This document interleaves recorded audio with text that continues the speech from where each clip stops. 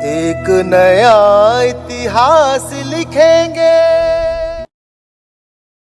साथियों नमस्ते, मैं हूं ज्ञानेश वाकुड़कर। आप देख रहे हैं लोक जागर इंडिया चैनल और आज हम खुल्लम खुल्ला बात करेंगे एक अलग विषय पर। साथियों, महाभारत आपको मालूम है, महाभारत में कौरवों का सत्यानाश किसकी वजह से हुआ? पांडवों के हाथों से वो मारे गए कौरव, लेकिन सत्यानाश अगर किसी की वजह से हुआ है तो वो मेन पात्र है। ये उनकी बेवकूफ़ी की वजह से हुआ है, उनकी दादागिरी की वजह से हुआ है, उनकी नीचता की वजह से हुआ है। कौरव कुल के सत्यानाश को जिम्मेदार कौन है?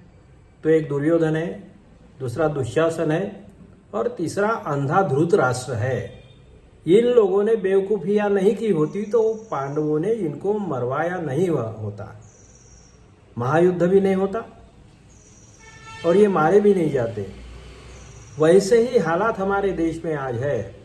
आज भाजपा संघ के लोगों ने 25 जून को संविधान हत्या दिवस मनाने का फैसला किया है। ये तो वैसे ही बात हो गई जैसे कि देश भर में कोठे चलाने वाली कुछ संगठनों ने या सती सावित्री के नाम से ही चिल्लाना शुरू कर दिया है। जैसे दुर्योधन, दुशासन और अंधा धृतराष्ट्र की बात की थी, वैसे ही हमारे देश में आज 3 महापुरुष है। एक मोदी है, दूसरे शाह है और तीसरे भागवत है।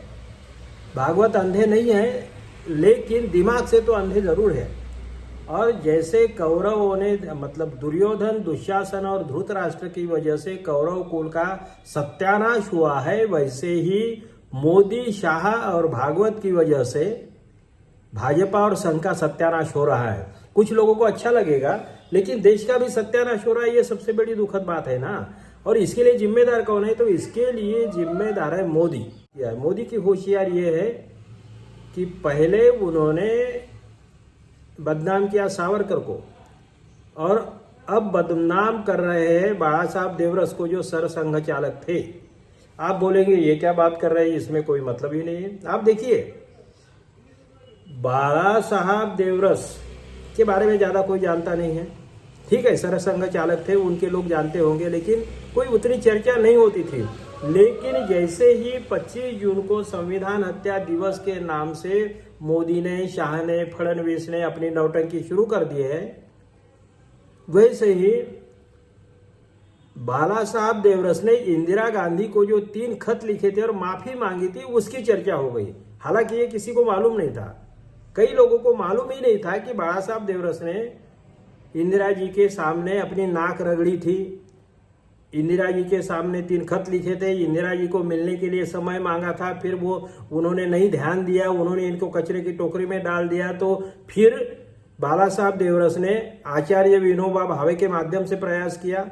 ये 3 खत जो लिखे गए थे, ये जो पहला खत लिखा था बाला साहब देवरस ने इंदिरा जी को, वो लिखा था 22/8/1975 को।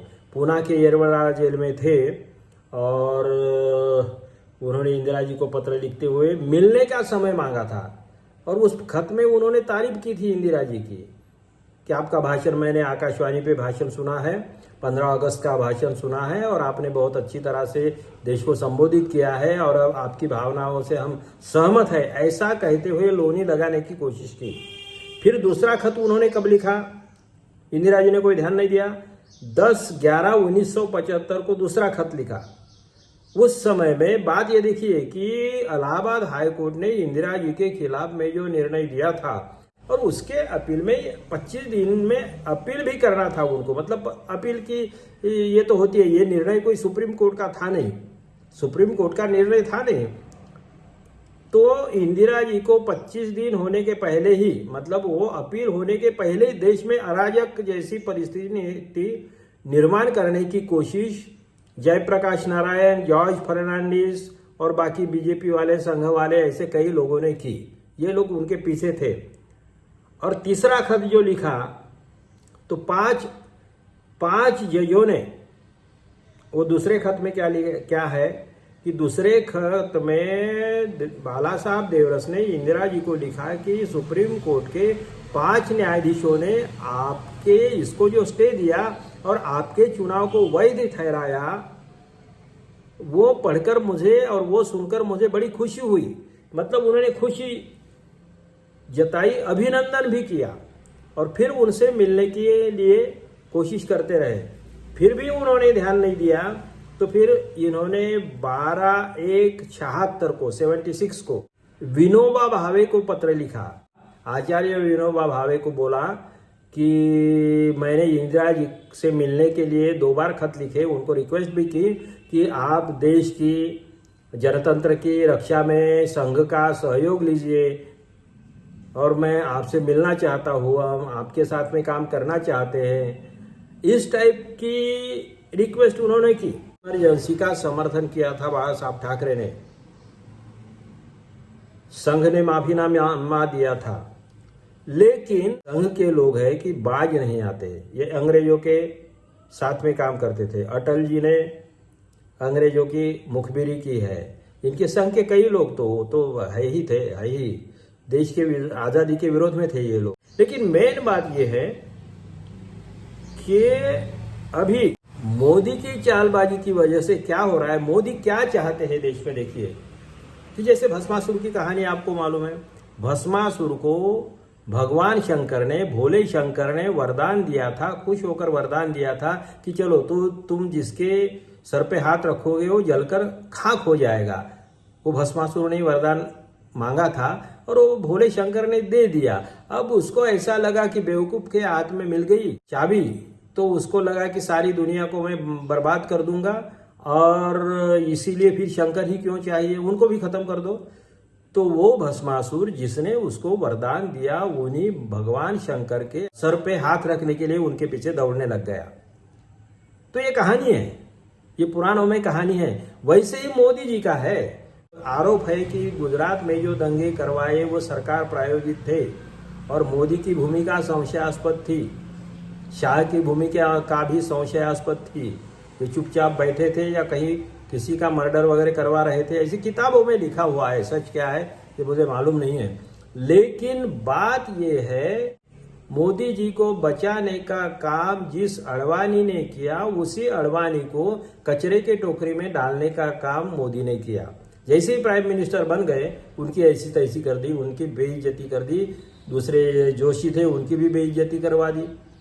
फिर संघ को तो इन्होंने दुत्कार दिया, संघ के मामले में बोल दिया कि तुम्हारी हमें जरूरत ही नहीं है। मतलब जैसे भस्मासुर ने भगवान शिव के भरोसे पे वो स्ट्रांग हो गए थे, उन्हीं भगवान शिव के सर पे हाथ रखकर उनको जलाने की कोशिश की, जलाने का इरादा रखा था। वैसे ही सेम नाटक, वैसे ही सेम नौटंकी मोदी जी कर रहे। उन्हें कोई नहीं चाहिए देश में। उन्हें सावरकर का नाम थोड़ा अच्छा चल रहा था तो सावरकर को पकड़ के सावरकर के नाम से चिल्लाते क्या कर दिया, मतलब सावरकर को बेमतलब आगे बढ़ाते उनको पूरा बदनाम कर दिया। तो उनके माफीनामे और क्या क्या 7 बार माफी मांगी और क्या क्या पेंशन लेते थे, जिसको मालूम नहीं था उसको भी मालूम हो गया। पूरे कपड़े उतरवा दिए सावरकर के, किसने? मोदी और मोदी के चेलों ने, शाह ने, मोदी ने और उनके चेलों ने। संघ वाले भी चिल्लाने लग गए। और वो फिर अब दूसरा नंबर है बाला साहब देवरस का, क्योंकि देखिए ये जो गोलवलकर गुरुजी तो बदनाम हो गए हैं, बंच ऑफ थॉट्स और उनकी एक जो किताब है गोलवलकर, उनकी किताबों के माध्यम से भारतीय जनमानस में विलन करके सामने आ गए हैं। अब ये जो बचे थे बाला साहब देवरस, जिनके मामले में कोई ज्यादा कोई बोलता नहीं था, अब उनको भी इन्होंने ले लिया है घेर में। और क्या हुआ है, ये मोदी जी की होशियारी है। पहले सावरकर और बाद में देवरस की बारी है। तो अब देवरस को बदनाम कर रहे लोग। 3 बार माफी मांगी थी, ये पत्र उनके आ गई, किताब में ही है, किताब में खुद देवरस की किताब में है और सच्चाई है। वो तो अब सोशल मीडिया में घूम रहा है, जिनको मालूम नहीं था उनको भी मालूम हो रहा है। जैसे कि सावरकर के मामले में, मैं एक कवि हूँ, जब पढ़ता था तो सावरकर के मामले में मुझे अच्छा लगता था, क्योंकि वो कवि जो थे बहुत ऊंची दर्जा के प्रतिभाशाली कवि थे। जैसे अटल बिहारी वाजपेयी और आठवले, इनकी कविता में अगर तुलना करें तो अटल बिहारी वाजपेयी का स्तर थोड़ा सा ऊंचा है। आठवले तो क्या है ये आपको मालूम है, लेकिन सावरकर है बहुत ही सावरकर ये बहुत ही बेहतरीन कवि थे, आला दर्जे के कवि थे। उनकी एक एक कविता बहुत ज़बरदस्त है, इसमें कोई शक नहीं। मगर सारा मिट्टी में मिला दिया इन लोगों ने, संघ के लोगों ने, मोदी के लोगों ने, शाह के लोगों ने। सावरकर सावरकर करते गए और फिर कांग्रेसियों को और बाकी लोगों को उनकी पोल खोलनी पड़ी। वैसे ही अभी बाबा साहब देवरस की पोल खोलना शुरू हो गया है और आप देखते रहिए कि अगले कुछ दिनों में बाबा साहब देवरस को भी विलन की श्रेणी में ही रखा जाएगा। मतलब मोदी जो चाहते हैं तो देश में सिर्फ एक ही नाम रहे, विलन करके रहे। वो खुद को विश्वगुरु कहते हैं और विश्वगुरु की औकात क्या है, अभी वो ट्रम्प के सामने अपनी पूछ भी यानी नहीं उठा रहे हैं, हिम्मत नहीं कर रहे हैं। 56 इंच का सीना कहाँ गया ये सबको मालूम है। और कितना डरपोक आदमी है, कितना झूठा आदमी है, कितनी मक्कारी करते हैं, राजनीति में कितना झूठ बोलते हैं, चुनाव आयोग को कैसा ये करते हैं, ये सब मालूम है लोगों को। और ये अभी भारतीय जनता पार्टी वालों को भी अकल नहीं है कि वो 25 जून को संविधान हत्या दिवस बोल रहे। अरे भैया, तुम्हारा और संविधान से क्या संबंध है? भाजपा का और संविधान का क्या संबंध है? पुलवामा में जो हमला हुआ आतंकवादियों का और जो 42 लोग मारे गए, आज तक कुछ पता चला? मणिपुर कैसे जल रहा है, आज तक कुछ पता चला? और तो और वो जो जेएनयू जो यूनिवर्सिटी है, जवाहरलाल नेहरू यूनिवर्सिटी में, जिन्होंने पाकिस्तान जिंदाबाद के बात के नारे लगवाए थे और कन्हैया कुमार को बदनाम किया था, तो वो कहाँ गए? कहाँ आसमान में चले गए या धरती में घुस गए, धस गए? वो भी नहीं पता चला। पहलगाम में जो 4 आतंकवादी आए थे उनका भी कोई पता नहीं चला। तो ये कौन करवाता है? ये मोदी को मालूम है, शाह को मालूम है, क्योंकि इनका रिकॉर्ड ही है ना वैसा। कई लोगों को मरवाने का आरोप तो प्रज्ञा ठाकुर के खिलाफ भी है, शाह के भी खिलाफ है, मोदी को भी तो लोग क्या क्या बोलते हैं अब आपको मालूम है। तो कहने का मतलब ये है कि मोदी की होशियारी और सावरकर के बाद में देवरस की बारी, ये नाटक चल रहा है, ये नौटंकी चल रही है। 25 जून को संविधान हत्या दिवस करके चिल्लाने का और ये घोषित करने का और कांग्रेस को बदनाम करने का जो षड्यंत्र है, वो षड्यंत्र बीजेपी के ही ऊपर उल्टा पड़ने वाला है। ये दाव बीजेपी को ही बदनाम करेगा, देवरस को बदनाम करेगा, संघ को बदनाम करेगा। और जैसे दुर्योधन, दुशासन और धृतराष्ट्र अंधा, उन्होंने जैसा बर्बाद किया था, वैसे ही मोदी, शाह और भागवत, ये 3 लोग देश को भी बर्बाद कर रहे हैं, भाजपा को भी बर्बाद कर रहे हैं और संघ को भी बर्बाद कर रहे हैं। देश बचना चाहिए, भाजपा और संघ बर्बाद हो जाए तो हमें खुशी ही होगी, लेकिन देश बर्बाद नहीं होना चाहिए। इसके लिए आप देखते रहिए लोक जागर इंडिया चैनल। लाइक करिए, शेयर करिए, सब्सक्राइब करिए। धन्यवाद। आपकी राय भी हमें दीजिए। धन्यवाद। आने वाला कल है, यही मेरे देश का कल है। एक नया इतिहास लिखेंगे।